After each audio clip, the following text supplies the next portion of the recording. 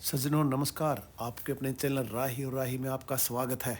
हम जा रहे हैं वहाँ जहाँ हर कोई जाता है जब वो प्रभु बद्रीनाथ के दर्शन कर लेता है। प्रभु बद्रीनाथ के जो विष्णु का अवतार हम दर्शन कर चुके हैं और अब हम जा रहे हैं इस साइड में हिंदुस्तान के अंतिम गांव माणा की तरफ, जो बहुत प्रसिद्ध है कई कारणों से। 12 बजे हैं और ये है भारत का प्रथम गांव माणा।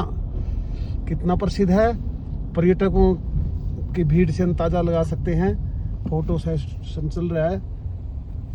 अब हम पहले माणा गांव में ही, जो भारत का प्रथम गांव है, जब पिछली बार आए थे तो आप स्वयं देख सकते हैं, लिखा है पीछे लास्ट इंडियन विलेज। ये है भारत का प्रथम गांव माणा। हम आए हुए हैं करनाल से और ये देखिए वादियाँ। वादियाँ सुंदर हैं और कितनी सुंदर लाइन लिखी है। कौन कहता है केदारनाथ दूर है, हमारा तो डेली का टूर है। भाई आप बहुत भाग्यशाली हो, खुद भी आते हो, औरों को भी लेके आते हो। बद्रीनाथ धाम से 4 किलोमीटर दूर है माणा गांव। माणा गांव से वापस आ रहे हैं जोशीमठ, जो 50 किलोमीटर है लगभग, और सुंदर दृश्यों के साथ साथ चाय का समय है। रास्ते में हनुमान चट्टी आई थी, हनुमान जी की जय, और आ गए जोशीमठ।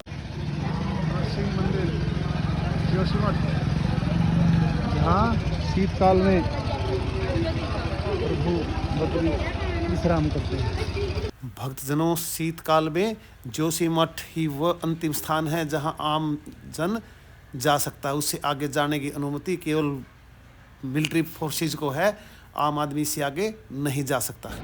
सुंदर पहाड़ों की तलहटी के बीच, बर्फ की चोटियों से ढके हुए पर्वतों के बीच स्थित है नगर जोशीमठ। और यहीं पर जगत गुरु शंकराचार्य जी की गद्दी भी है। बहुत पवित्र जगह है, साल भर जहाँ हम आ सकते हैं। जय बद्रीनाथ। प्रभु नरसिंह के दर्शन करने के पश्चात अब हम जाएंगे ओली, जो विंटर गेम्स के लिए जाना जाता है और बहुत लोकप्रिय और ऊंचाई पर है। सघन वन क्षेत्र है, झरने प्रपात कहीं भी देखने को मिल सकते हैं। हवा इतनी शुद्ध, बहुत बढ़िया। ये है ओली क्षेत्र। ओली हिंदुस्तान के बेस्ट स्की रिजॉर्ट्स में से एक है। विंटर स्पोर्ट्स के अलावा यहाँ स्नोबोर्डिंग, स्कीइंग, ट्रैकिंग की जा सकती है। ये है ओली का क्षेत्र। यहाँ पर पर्वतारोहण कैसे होता है वो सिखाया जाता है, ट्रेनिंग दी जाती है। प्रिंसिपल ऑफ क्लाइंबिंग लिखे हुए हैं। नीचे जाने के लिए वापस जोशीमठ जाना है। अब जोशीमठ से निकल रहे हैं हम केदारनाथ से आते हुए ऋषिकेश की तरफ। श्री ज्ञान गंगा ज्योतिर्मठ नेचुरल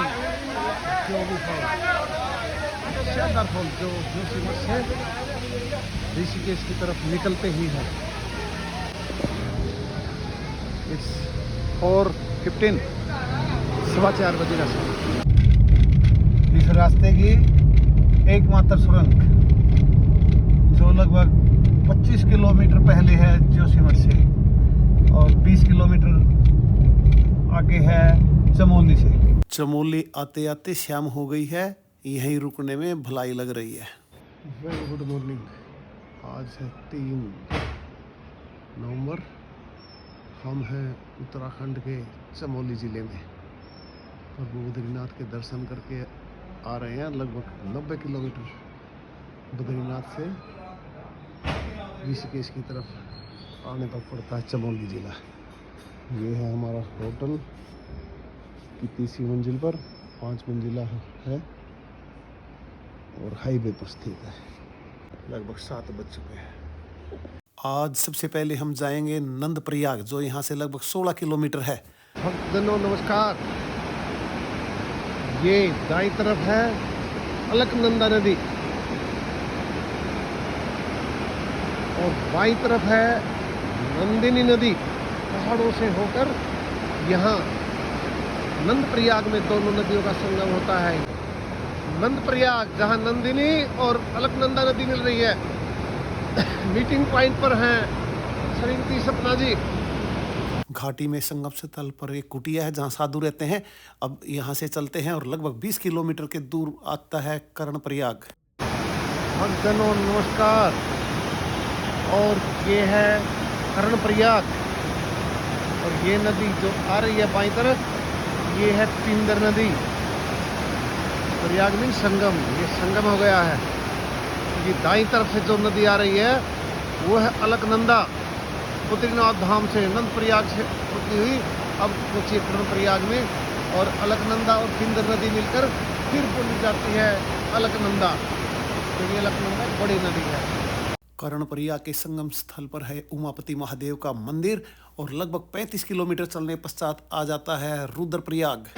भक्तजनों ये है एक और प्रयाग यानी संगम, देश की दो अति पवित्र नदियों का। मेरे बाईं तरफ कल कल बहता हुआ पानी आ रहा है अलकनंदा जो बद्रीनाथ से चली थी, विष्णु प्रयाग, नंद प्रयाग, कर्णप्रयाग से होती अब आ गई है रुद्रप्रयाग में। और ये दाईं तरफ जो नदी है ये है मंदाकिनी नदी।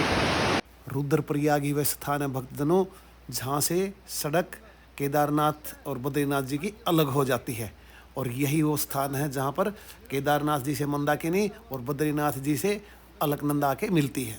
यहीं पर नारद शिला थी और यहाँ संस्कार किया जा रहा है किसी का। ऐसे ही हमने देवप्रयाग में भी आते हुए देखा था कि अस्थियां प्रवाहित नदी में की जाती हैं। सज्जनों अब रास्ता बदलने का समय आ गया है। सुंदर रास्ता है। हम जा रहे हैं टिहरी डैम, इसलिए श्रीनगर से अलग सड़क हो गई है। शाम की चाय का समय हो गया है और पीछे दिखाई दे रहा है टिहरी डैम जो हिंदुस्तान के सबसे ऊंचे और लंबे बांधों में से एक है और यहाँ पर स्पोर्ट्स एक्टिविटी बहुत सारी हैं। ये सब कुछ होता है टिहरी लेक पर।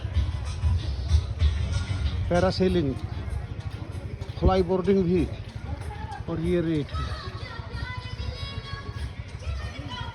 बहुत सुंदर प्रबंध है। टिकट काउंटर है और टिहरी लेक। टिकट हमने ले ली है। क्या करेंगे अभी देखेंगे। पहले लाइफ जैकेट डालेंगे और फिर वो कराएगा हमें जेट बोट। टिहरी डैम जो उत्तराखंड में और यहाँ वाटर स्पोर्ट्स एक्टिविटी की जाती है उसी का आनंद लेने के लिए अब हम जेटी पर। कैसा लग रहा है आपको? मौसम भी बहुत अच्छा है और आई कैचिंग मोमेंट्स हैं। आई एवराइजिंग अच्छा काफ़ी सांस ले गए हम।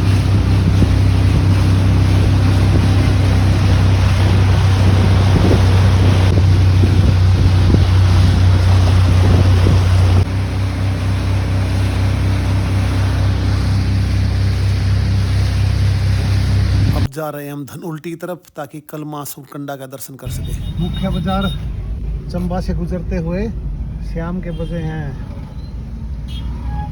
6 लेकिन अंधेरा हो चुका पूरा। अंततः सज्जनों हम पहुंच गए हैं होटल में। रात्रि विश्राम करेंगे और सुबह मां के दर्शन करेंगे सूरकंडा देवी के। चैनल को शेयर करें, सब्सक्राइब करें। धन्यवाद। जय हिंद।